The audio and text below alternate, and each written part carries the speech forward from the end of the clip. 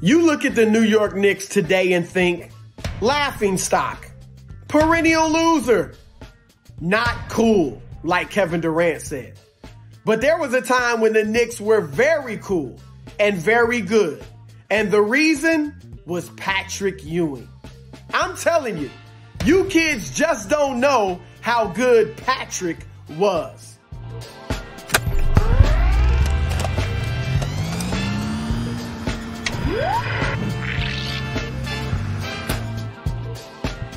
The Ewing legend began when he was in high school, when his then coach Mike Jarvis said he'd be the next Bill Russell, but with better offense.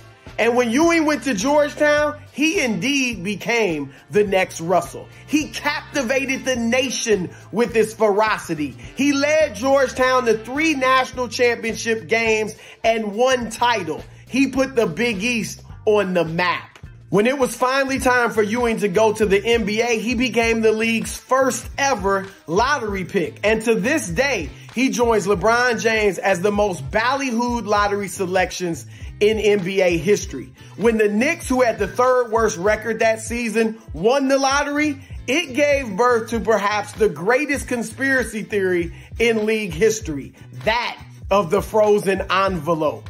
That David Stern and the NBA had rigged the lottery to make sure Ewing, the grand prize of them all, went to the Mecca of basketball. Of course, Ewing failed to deliver that coveted championship to New York.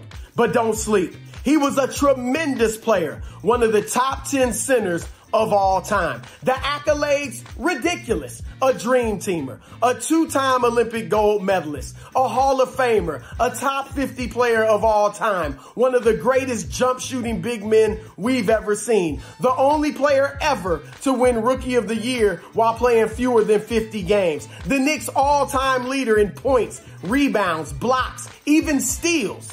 And didn't I say Ewing made the Knicks cool? Here's how cool. In 1989, he didn't become the first NBA player to have his own signature shoe. He became the first to have his own shoe company. And the Ewings were dope. So dope that hip-hop legend Ice Cube immortalized them in his jam Steady Mobbin' when he talked about sporting white Ewings. Now, how many sinners had hip-hop artists bragging about wearing their sneakers? Not many. Let's face it, most big men's shoes are whack, not the Ewings. And Ewing's business interests never interfered with his game. In fact, he had the best season of his career while he was launching the shoe company. In 1989-90, he was an absolute monster. He averaged a career-high 28.6 points a game, making him one of only 4 centers in the last 40 years to score 28 or more points a night. Then on the other end, he was just as good, blocking a career-high 4 shots a game. Again, making him just one of 4 players to block that many shots on average in the last 30 years. And his dominance did not end in that regular season. In the first round of the playoffs that year, he went against Larry Bird, Kevin McHale, and Robert Parrish and averaged 36 and 13 over the last 3 games of that series to officially put an end to the Celtics dynasty. He was beasting. In fact, it was the only time Larry Bird ever was eliminated in the first round of the playoffs in a series he'd ever played in.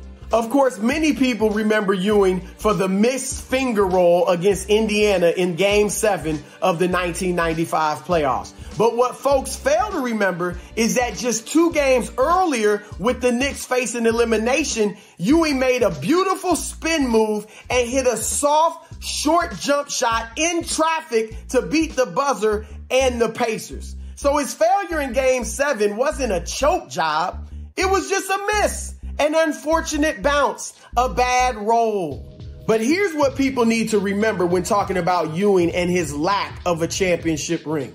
Unlike Bird, Magic, Kareem, Jordan, and Olajuwon, Ewing never had anything close to a top 50 teammate during his career. In fact, during his prime years in New York, he never even had a perennial all-star for a teammate.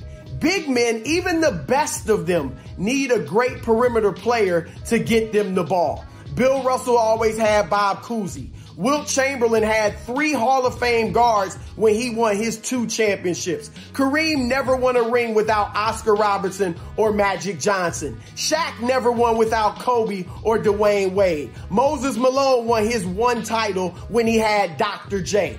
David Robinson had Tim Duncan.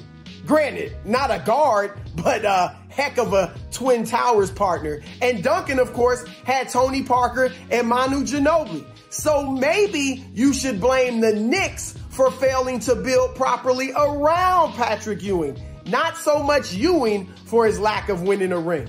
So here's what I want you to do. Go buy a pair of Ewing sneakers, sport them with pride, and cut Patrick some slack. Since now you know how good Patrick Ewing was.